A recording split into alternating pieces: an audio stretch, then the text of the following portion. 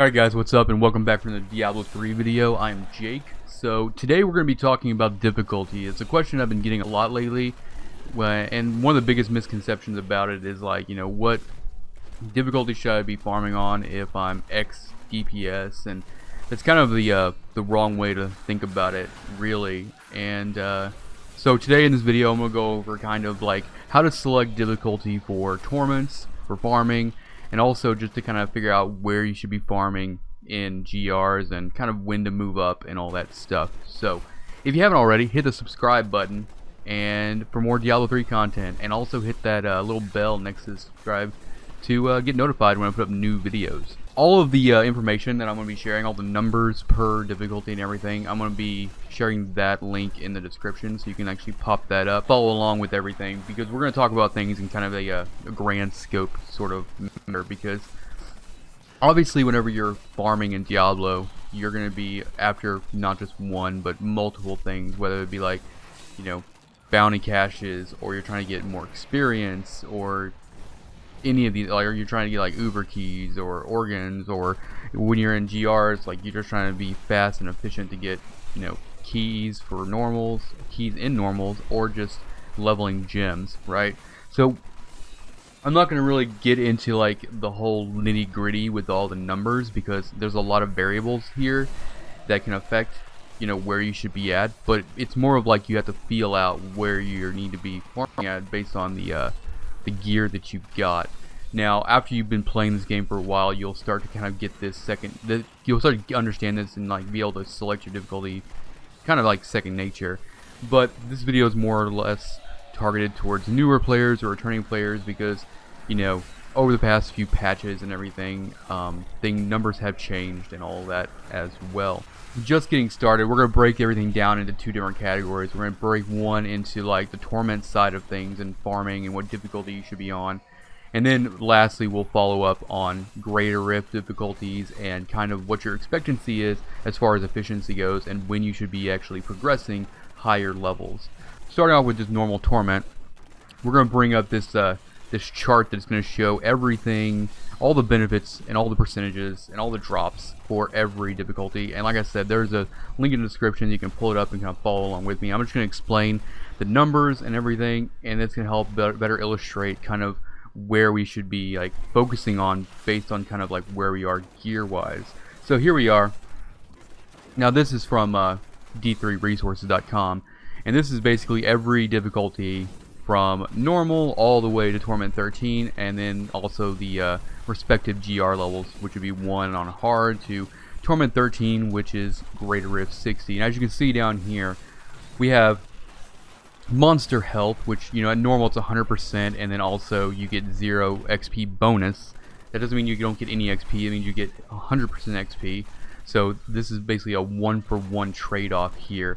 And then also you see you have your gold find, which would be 100%, because this is bonus, not actual number. And the legendary drop, and you just have the normal drop rate here, and then your rift drop rates, DBs, greater rift keys, and then all the materials. This is actually one of the biggest questions I've had recently, is where you should be actually farming bounties on, and do the mad sex exchange with difficulties. And as you can see, it's illustrated here. Usually I would say, well, I guess we can just start off with kind of bounties. We'll talk about bounty farming, right? Because like, we're still kind of like pretty fresh into the season here. So let's say, for example, you're able to do T6, right? You have the gear. You're not like one-shotting everything, but you're able to actually do Torment 6, which means that if you're doing bounties on Torment 6, you're gonna get 6 of the materials per chest, right? Sounds pretty good. But the thing about it is, if you're going to effectively farm bounties, you're not going to do it solo. You're not going to do all 25 bounties by yourself. That's just insane. You're not going to do that. So if you can handle a Torment 6 solo game, chances are you're not going to do very well running in a 4-man party when you're actually doing bounty split, which is the preferred method of doing bounties. So what you can do actually is, if you're with friends, obviously, or you can select this when you're doing the public games, if you're after bounties and you can't even farm anything efficiently above T6, it's actually better for you to select Torment 1 as your public game, because you know you'll have a greater chance of actually solo four-manning that split bounty group and getting the same reward. Now, obviously, a lot of stuff is going to scale when you go into a 4-player game, monster, health, and but you're also going to get XP scaling as well. But we're using this as an example if you're only after the bounty mats. If you're after like also high experience and you're trying to get like multiple things at once, obviously you're going to have to do a little bit more thought with where you want to land. But the general idea is you want to stay kind of in the median of the difficulty that you're relatively in. So what else we got here? Also, you have like the percentage chance here for the legendaries out of the caches as well. Then keyword and machine drops, which don't drop till Torment 1, and then obviously the organ drops inside Ubers.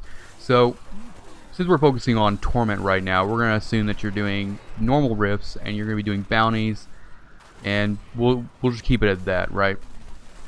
So like in my previous videos, I talk about farming and doing bounties to get absolutely everything you need, which is still I think the most preferred method of farming. Depending on your gear, you should select a difficulty that you're clearing really fast, because whether or not you like it or not, Diablo 3 is basically a time trial game. Like, the end game is all about time. The most people in seasons, they're pushing leaderboards, trying to get faster times, and everything about the game, like if you only have an hour to play for the day, right, you're going to want to try, and let's say you want to get bounty mats, you're going to try to get as many bounty mats in that hour as possible, right? So you could go up here to Torment 9 and try to farm and get 8 per, and it's going to take you twice as long. Or you can come back down here and farm Torment 1 and complete each bounty set even quicker and get more overall. Less is more, essentially. And that's kind of what you wanted to look at when you're selecting a Torment difficulty. For me, what I do is, based on whatever my gear is, if I'm about to start like a farming session, whether it be normals or bounties or whatever, I'll actually go out in the world, just pick a random waypoint, go out in the normal difficulty, and I'll start high, because you can change the difficulty while you're in game, but you can only go down, you can't go back up. So I'll start high. So if I think that I'm gonna fall somewhere in between, let's say Torment 8 and let's say Torment 4, I'm gonna start Torment 8. I'm gonna go out to a waypoint. I'm gonna start killing stuff. I want to see how it feels. I should be one-shotting everything. It should be mindless farming, right? If I'm not getting that on Torment 8, I'm gonna step down one, and then I'm just gonna keep stepping down until I'm at a spot where I'm farming efficiently, and literally that's efficiency. Now, if you're just like rolling over stuff, right, and the reason I start high to low is because sometimes I'll actually be rolling over stuff pretty decently on a Torment that I hadn't expected to do well on, because maybe I've got a item gear piece upgrade or whatever. But just kind of start high and kind of step your way down and try to figure out like where you're most efficient at, because you're looking at killing monsters is the main thing in this game, right? You need to kill as many monsters to get as many rewards as possible. If you're spending too much time killing stuff, you're not getting as many rewards or drops as you necessarily would, which is costing you in efficiency. So that's kind of that's kind of the long-winded version of Torment side. But like as you can see, there's a lot of variables here, and just try to figure out where you're sitting at really, because it's not as simple as like DPS and what difficulty you should be on, because there's a thing like you have your sheet DPS, which is what you see on your character sheet, and then you also have effective DPS, which is the actual like non-quantifiable percentages and multipliers, like fire skill plus % damage or elemental damage or elite damage and stuff like that. That's not going to show on your sheet, so you can't really go off of your actual sheet DPS to try to determine what difficulty you should be playing on. So let's go on to like the Greater Rift kind of thing. Let's see, we'll turn this off and we'll get back in the game here.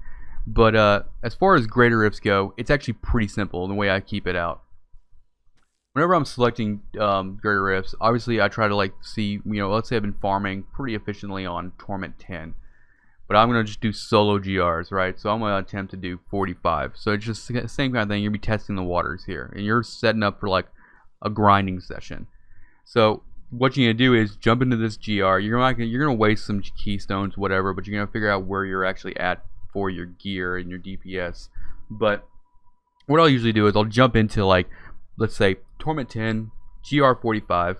I'll get in there, and here is the rule of thumb with GRs. You should, if farming, the definition of farming GRs would be completing the Greater Rift in 25% of the 15-minute time frame, right? So, and this rings true for every season I've ever played. If I'm farming and I'm getting sub 4 minutes on GRs, you're farming. That is the definition of farming a GR. And that also means that you can move up, right? Sub 4 minutes, that's what you're hitting for. If you're wanting to go out and just like level gems or just get legendaries or whatever, you're wanting to hang around in the sub 4.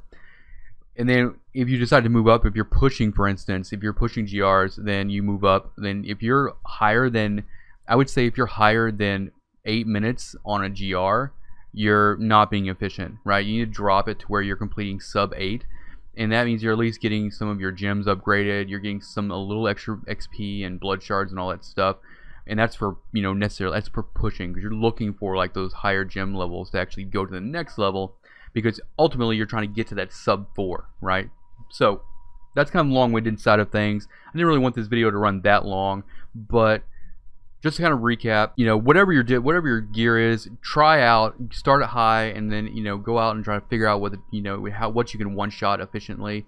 And then also, if you're gonna do 4-man bounties, if you're farming on like T6 and you're gonna go into a 4-man public game, then use that chart that's in the description and kind of figure out, like, you know, the lower end of that bracket for those bounty mats and everything, just so you're not like, because you don't want to sit there in a 4-man game where everybody else is completing their acts and you're still working on like bounty 3 of 5 or whatever. So use that resource, you know, to your advantage. And then also to recap GRs, farming is 25% of the time frame, so you're looking at sub 4 minutes, and that's the efficient farming. And then also pushing is, you know, push farming, which you could consider like, you know, trying to get, you know, gems and stuff, is going to be like sub 8. But anything over 8 minutes, you should definitely back the difficulty down so that you're not wasting too much time and dying a lot too. So I hope that I hope this was informative enough. I wanted to address some of these issues because a lot of people had some confusion with everything, so with difficulty in general. But I appreciate you guys for watching. If you like this video, hit the like button. If you haven't already, hit the subscribe button for more Diablo content, and I'll see you guys next time.